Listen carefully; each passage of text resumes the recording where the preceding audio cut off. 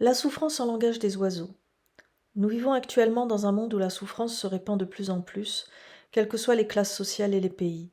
Je n'ai jamais entendu parler d'un pays dans lequel personne ne la ressent, cette fameuse souffrance qui, proche de l'émotion, mène le monde en fin de compte. Comprendre la teneur du mot souffrance. En langage des oiseaux, et donc du point de vue de la sonorité de ce mot, lorsque nous prononçons souffrance, nous entendons souffre en ce. Parlons donc du soufre. Il est un élément chimique qui brûle facilement, utilisé pour fabriquer des allumettes, des poudres explosives, des feux d'artifice. Quand il s'enflamme, il produit une flamme bleuâtre, comme autour de certains volcans tels l'Etna, une odeur forte et piquante, de la chaleur et des fumées irritantes.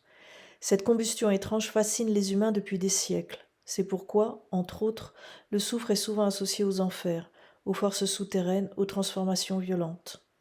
Sa puissance de feu lui confère une qualité de transformation presque magique que les alchimistes opératifs aiment à conjuguer pour créer du spectaculaire dont l'humain est, au passage, très friand. La symbolique du soufre est ainsi liée au feu, intérieur et extérieur, à la passion, à une énergie transformatrice. Il est indéniablement lié à l'âme, ardente le plus souvent, ce qui se confirme à travers le F central du mot, l'être qui représente l'âme dans sa symbolique hermétique. La souffrance est ce qui souffre en, qui brûle à l'intérieur, qui fait mal, mais qui se transformera. Le temps et la réflexion y pourvoiront. Pour que quelque chose puisse brûler, il faut de la matière, même au sens figuré. Et la matière qui brûle en nous n'est autre que nos pensées. Ceci ne me correspond pas, un tel m'agace, c'est trop ou insuffisant. J'en veux absolument, je n'en veux plus du tout, il me faut ceci et cela, etc. Toutes ces pensées tournent et s'agglutinent autour d'elles-mêmes en créant des nœuds, des attaches dont nous croyons ne pas être capables de nous défaire. Alors nous nous y accrochons sans même trop comprendre pourquoi. La souffrance est ce qui souffre en ce. La syllabe ce nous parlant ici de la création, c'est exprimer pour ainsi dire notre conscience. C'est ce qui nous permet de pouvoir identifier la souffrance lorsque nous sommes décidés à le faire. La souffrance naît de l'attachement. Ces pensées, ces attaches sont des boulets immatériels qui nous figent. D'autres attaches nous rendent également monolithiques. Toutes les choses matérielles, indispensables, tout particulièrement dans nos sociétés mercantiles.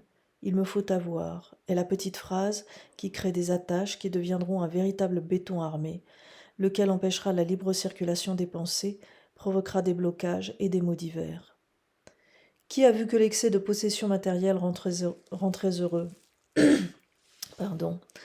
Avez-vous percé les regards des personnes riches et soi-disant comblées, villas, voitures, entreprises, capital, fans? Avez-vous étudié leurs attitudes, leurs postures? Observez-les attentivement, demandez-vous pourquoi toujours plus. L'idée n'est pas ici de critiquer négativement, car chacun a son chemin à parcourir, mais de se rendre compte que plus nous sommes attachés à des pensées, des personnes ou à la matérialité, plus nous creusons un vide en nous.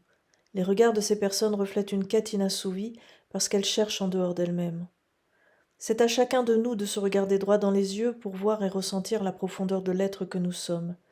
Les miroirs servent à refléter qui nous sommes. Ne leur posons pas la question de la beauté, mais celle de la richesse intérieure. Par effet de comparaison, comprenons dans quel excès nous sommes susceptibles d'être et changeons de voie. Le monde en souffrance, tel qu'il est en ce moment, ne pourra se transformer qu'à partir du moment où chacun aura transformé en lui ce souffre. Comme chaque fois, il y a un effort, mot de l'âme, à fournir, celui d'apprendre à se nourrir soi-même de ce que la vie nous offre. En premier lieu, la nature et l'amour et la nature.